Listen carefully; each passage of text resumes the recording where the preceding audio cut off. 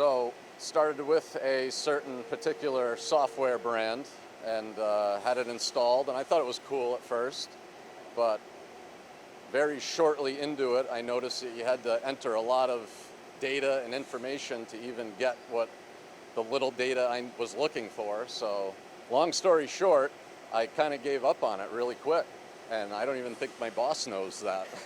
Well, you are the guy here at Seabrook that programs all of these machines we're standing around, so time is probably important to you. Yeah.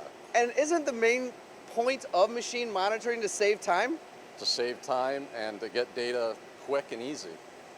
And that was a struggle from what was going on previously, and you got frustrated with it, right? You more or less gave up on it. Yeah, yep, gave up, and then Datanomix came in and more or less saved the day.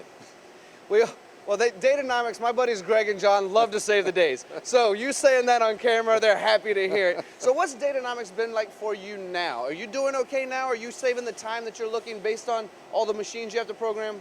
Yeah, so I mean, when they came in and we demoed their software, it was like a day transition, and they got a couple machines hooked up for us, and we had data at the end of the day enough to look at and go, wow, this is exactly what we kind of were looking for.